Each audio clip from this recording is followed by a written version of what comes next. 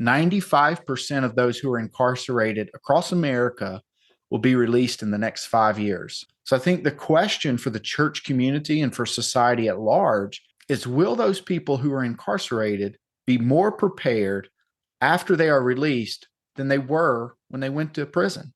Will they be better able to function in society after the taxpayers have spent thousands of dollars to keep them incarcerated than they were before they went to prison? It's a good question. Nationally, 70% of those who are incarcerated will return within 3 years after they're released. So 7 out of 10 who are released will return to prison.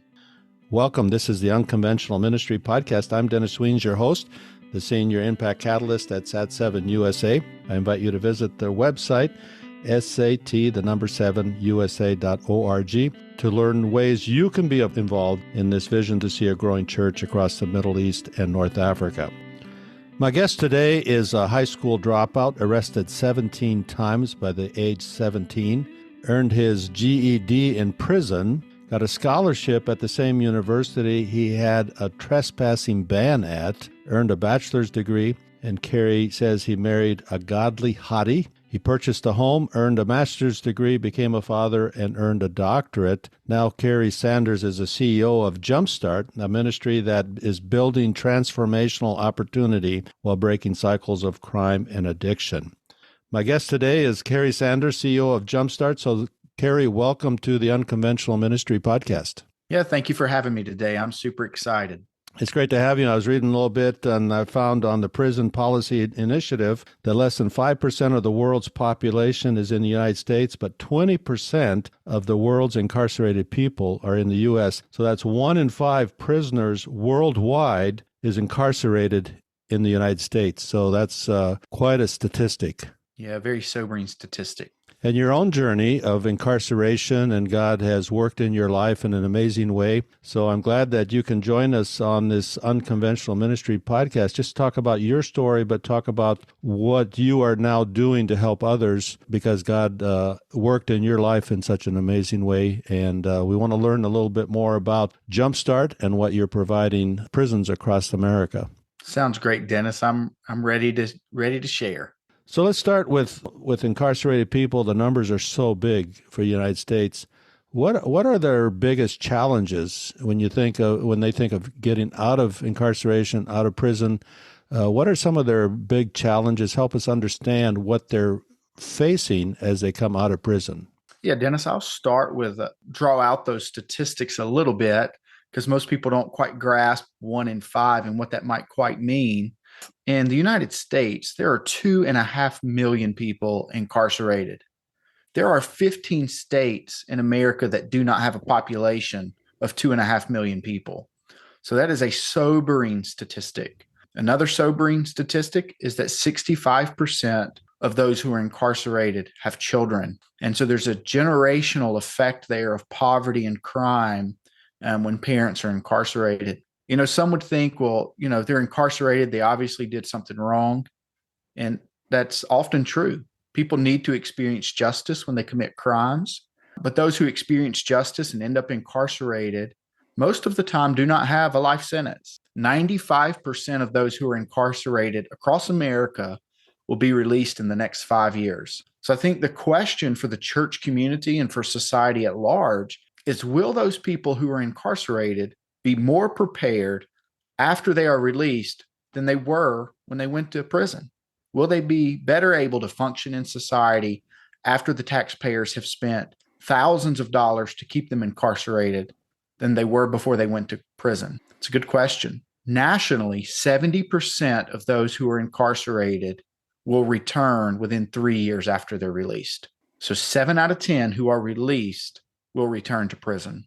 So that's where Jumpstart comes in, because I was reading on your website, you accomplished this ministry of helping prisoners and assisting in their reentry to society through community partnerships to address the spiritual, educational, employment, healthcare, housing, and family relationship needs. Yeah. Let me paint that story as a picture. I was actually in the first ever Jumpstart class. I'd been incarcerated for a couple of years, and I'd heard a lot of stories, like a friend of mine named John. I asked John, like, John, what are you going to do when you get out? And he's like, well, I'm going to come back. And I'm like, well, with that attitude, obviously you will. And he said, kid, you're just naive.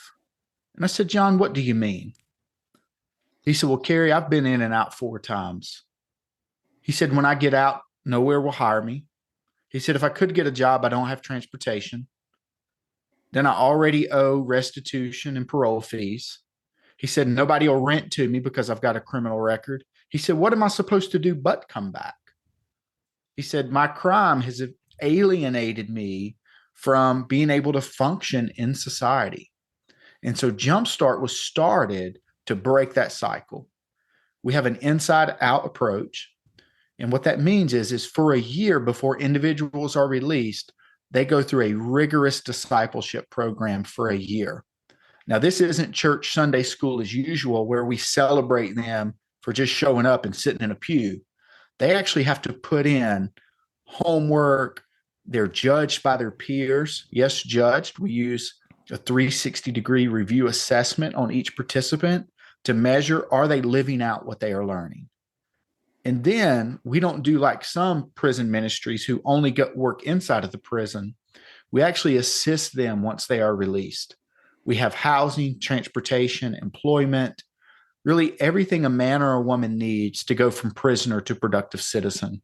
We have a 2-year residential, holistic program that enables them to go from prisoner to homeowner in 2 years. So there's a lot of puzzle pieces there that make that possible. But that's big picture what we're doing. Inside discipleship coupled with tangible reentry support. So do you find that the challenges are the same for men and women, or are there unique challenges? And does your program adapt to whatever the need is of the person coming out? Yeah, the men and women do have distinct challenges. More often than not, the men struggle with types of anger issues, father wounds, addiction issues, a lack of preparation for, the work environment, and then they have their own unique sin issues that they need to be discipled in.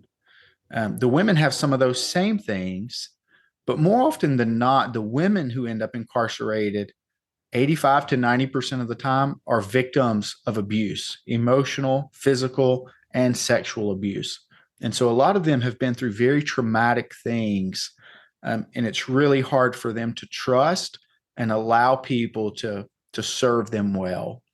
But we have, in some ways, through the gospel, through God's word, cracked the code on some of that. And I think we are doing some of the best work in the nation on preparing people for release and then helping them not only survive after incarceration, but actually thrive in the community. So we have some pastors that regularly listen to this podcast. How can a pastor, a church, come alongside what you are doing? Walk us through what that would look like for people to reach out to you, to come alongside and get involved in what you are doing. I would say for the pastor who is wanting to get his people out into the world serving, if he's actually trying to equip people for the work of the ministry in the community, we offer a very compelling local missions opportunity. Inside of the prisons in our classes, volunteers in South Carolina are going into 19 different prisons from about 40 different churches. So each week they are going in and participating in a small group with those who are incarcerated, helping them learn to follow Jesus. That's not only them a serving opportunity, that church member gets discipled when they go. They get discipled in a profound way.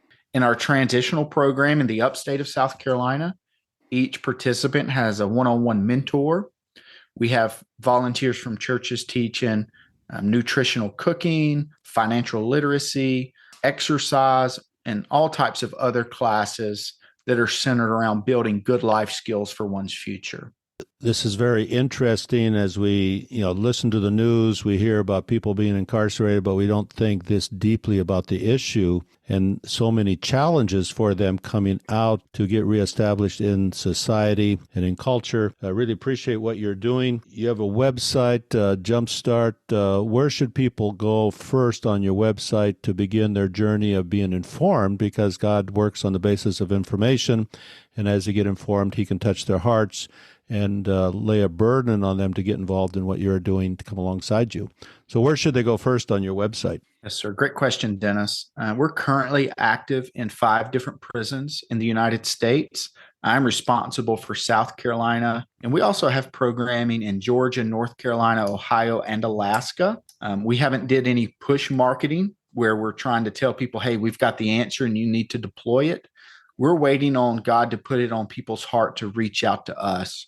For anyone in any of those states or another state who might be interested, they can learn more about our work at www.jumpstartvision.org. A home screen will pop up and they can select their state of interest. So I'll put that. I'd also be happy for anyone to connect with me on LinkedIn. And, I first learned of what you're doing on LinkedIn. You had a post that was attractive, and you're bringing about educational and helping people prepare for coming out of prisons. And that was attractive. So I reached out to you. So I'm glad that you joined the Unconventional Ministry podcast to share this. You were arrested 17 times before the age of 17.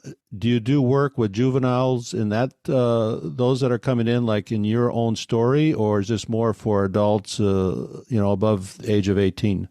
Yeah. Jumpstart's work is for those who are adults. I do some volunteer work with the juvenile justice system.